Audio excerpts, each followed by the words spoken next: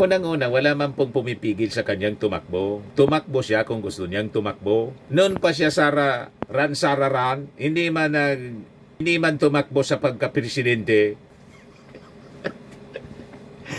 Di ba po mga kababayan? Ang sabi ang nag-organize ng Ransararan si Ramil Madriaga, yung nag-affidavit mga kababayan na nakakulong ngayon, na dinisown mga kababayan ni Sara Duterte. Hindi ko man niya siya kilala. Yun daw yung organizer ng Ransararan. Wala man pong pumipigil sa kanyang tumakbo. Tumakbo siya kung gusto niyang tumakbo. Noon pa siya pinapatakbo na pangulo ng mga supporters niya, hindi man kumandidatong presidente kasi hindi siya naniniwala na mananalo. Kasi kung naniwala siyang mananalo, di nagpresidente na sana siya, hindi siya nag-vice presidente.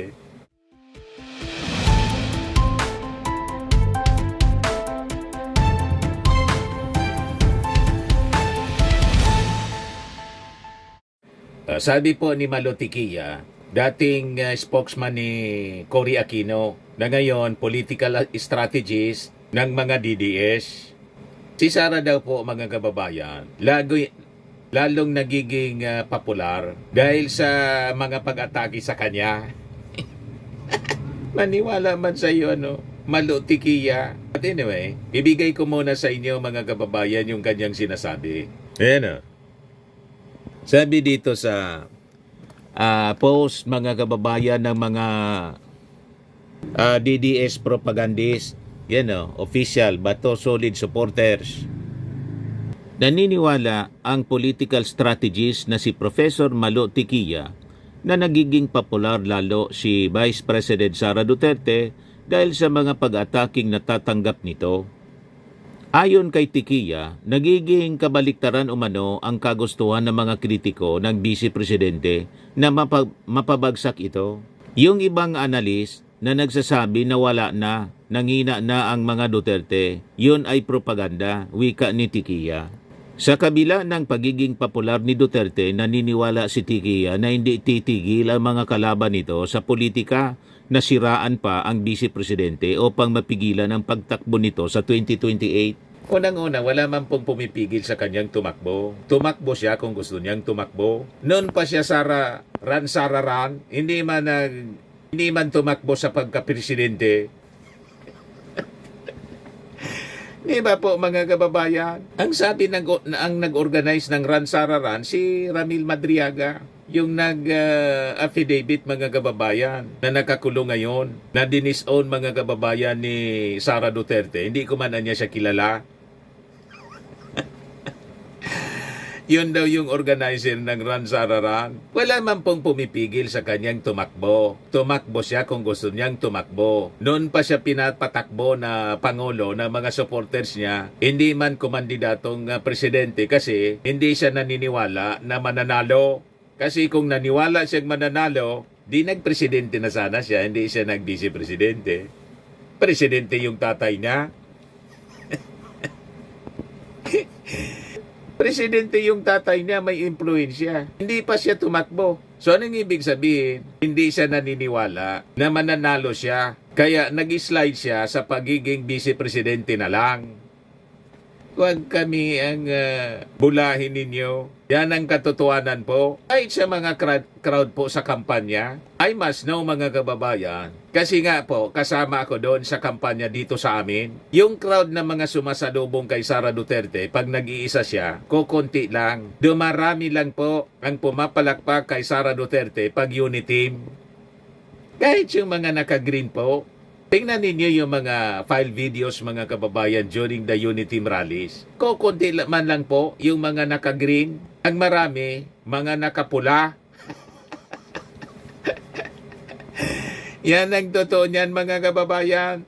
Kaya hindi totoo na lalong nagiging popular. Kahit ipakita ko sa inyo yung mga videos mga kababayan, file videos. Yan po, proclamation rally. Alin ang mas marami? Tingnan ninyo yung mga naka-green. Kukunti lang. Ang marami po red. Tingnan ninyo ang crowd. Dito, dalawa lang yung green. Huwag kami malutikiya. Nakisakay lang sa popularity ng Marcos yung mga Duterte. Kasi po, kahit yung tatay, si Digong, nanalo dahil sa Marcos. Sinuport mga kababayan ng mga Marcos loyalists kasi kinampanya ni Amy Marcos. Ganon din sa 2022 presidential election. Itatay na presidente, hindi tumakbo sa pagkapangulo si Sara kasi hindi niya kayang manalo. Kung maglalaban sila, parehas presidente ni President Bongbong Marcos. Yan ang katotohanan yan. Tama yung analysis natin mga kababayan na yung 32 million na boto ni Sara, 31 million mga Marcos loyalists, mga Marcos supporters po. Kaya nga tingnan ninyo sa destabilization nila, walang support mula sa mga mamamayang Pilipino. Hindi makaipon ang maraming crowd para patalsikin yun ating Pangulo. Kasi yung crowd ni Sara, Marcos supporters, o konti lang yung DDS.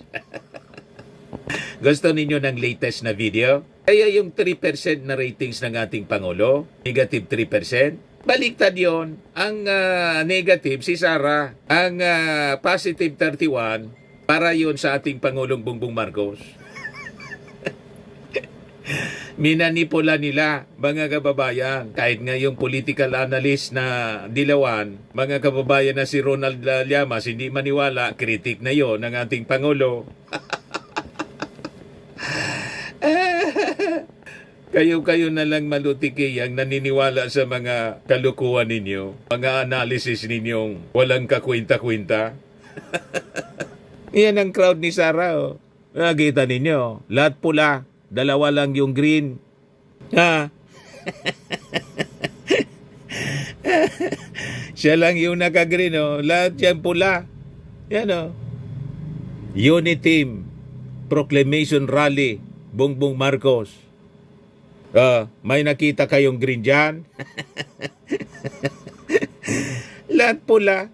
Yun ang nagpanalo. Ito, may green din, oh. O yun, green. Wala, mga kababayan. Nag-isakay lang si Sara. Kahit saan tingnan na crowd, mga kababayan. Lahat yan pula. Yung green ito. Ito green. May pula pa. Ang nagpanalo sa mga Duterte po, Marcos supporters. Hindi sila mananalo sa national position kung walang Marcos. Kung hindi sa Pangulong Marcos, kung hindi sa mga Marcos supporters po. Yan ang katotohanan. Pinagluloko na lang ninyo yung sarili ninyo.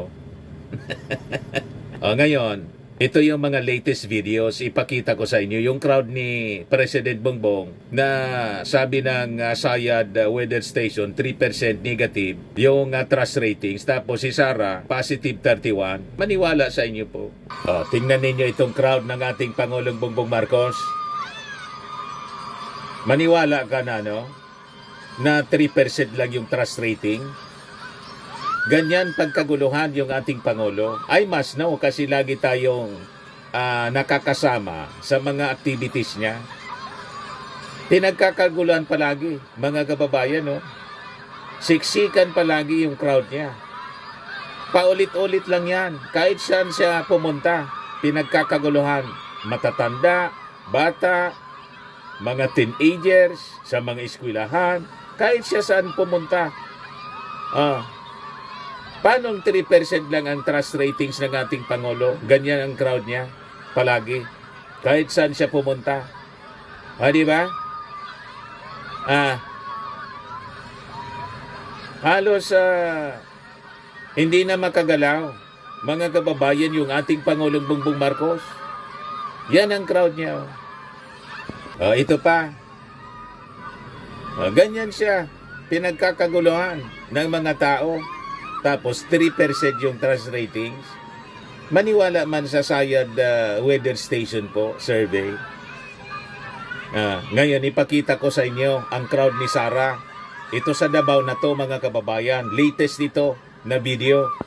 Yan si Sara. Davao na yan, ha? May nakita kayo na nagkakagulo? Pag lumabas si Sara? May nakita kayo na ganyang na crowd na tulad ng crowd ng ating Pangulong Bongbong Marcos. Oh. Yan lang si Sara, ang crowd. Ang karamihan pa sa mga crowd niya, mga security niya. Yan, oh. Mga security lang niya, mga kababayan ang nakakaparami sa kanyang paligid. Hindi man yung mga tao na nagsisiksikan para makapagpa-picture. Yan ang crowd ni Sara Duterte. Pagkatapos 31% yung trust ratings. Yeah, sa Davao mismo ito, pahalipay sa Davao. 4 days ago, mga kababayan. Yan, si Sara Duterte. May nakikita kayong crowd nakikipagsiksikan para makipagkamay sa kanya? Wala. Ang nakapaligid sa kanya, gwardiya niya. Yan nakikipagsiksikan, mga kababayan. Pero mga tao makipag-agawan para makipagkamay sa kanya, wala. Yan siya. Yan ang crowd niya, mga kababayan. Yan si Sara. Pagkatapos, 31% ang trust rating. May mga sayad lang, mga kababayan, ang maniniwala na si Sara Duterte, napaka-popular. Naging popular siya kasi nakasakay sa Marcos administration, sa unit team. Doon siya nakilala. Pero just the same, hindi siya pinagkakaguluhan ng mga tao. Tulad ng crowd ng ating Pangulong Bongbong Marcos mula pa sa kampanya hanggang ngayon. Kahit saan siya pumunta, mga kababayan, kahit nga sa Palasyo Malacanang, hindi kami makalapit talaga na dikit ng dikit. Dikit na dikit kasi talagang nakikipagbalyahan yung mga tao makapagpa-picture lang sa ating Pangulong Bongbong Marcos. Ganon kapopular ng ating Pangulo pagkatapos kamahal ng mga tao, pagkatapos negative 3%.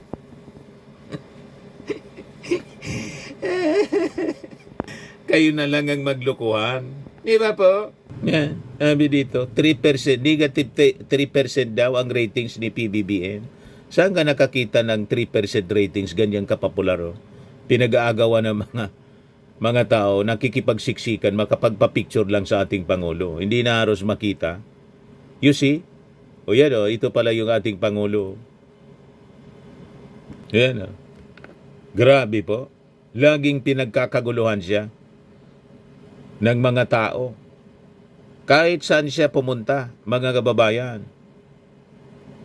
Yeah, naghihiyawan sila.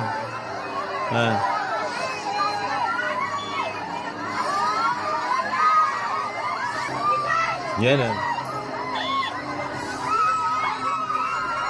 Grabe, mahal na mahal siya ng mga tao. Tapos 3% ang ratings ng SWS. Yan si Sara. Fresh kayo, fresh from asa kagikan. Yan si Sara.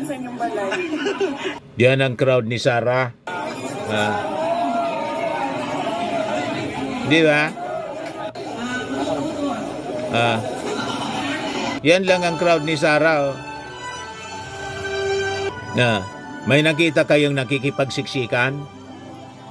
Ang nakikipagsiksikan, yung mga gwardiya niya. Yan ang crowd ni Sara. Siya na lang yung nag-selfie sa ilan lang na crowd niya yan. Kaya mga budol, mga kababayan, ito mga analyst niya, mga budol. Pinagluluko tayo. Napakalinaw. O konti lang, mga kababayan, ang nagpapasilpi sa kanya. Pagkatapos, 31%, positive 31% yung trust rating. Huwag kami, SWS, budol yung survey ninyo. Wala sa reality po. Yan, So, hindi natin alam kung sino since yan ang crowd, mga kababayan ni Sara. Yung pumunta siya sa, saan ba to? Taal, Davao City. Ayan ang crowd niya.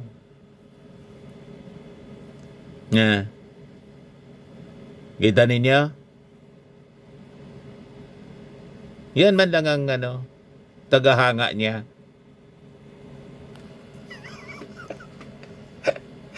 Lugar na niya yan.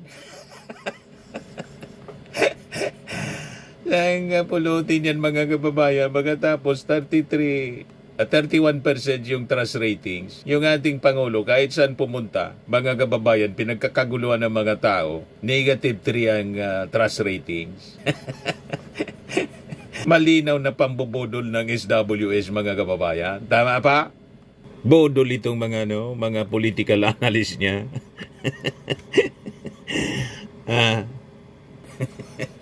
Grabe ka dyan, Mr. Maravillas. Nakita naman ninyo po yung crowd, kung sino pinagkakaguluhan ng mga tao. Pagkatapos, -3% yung trust ratings.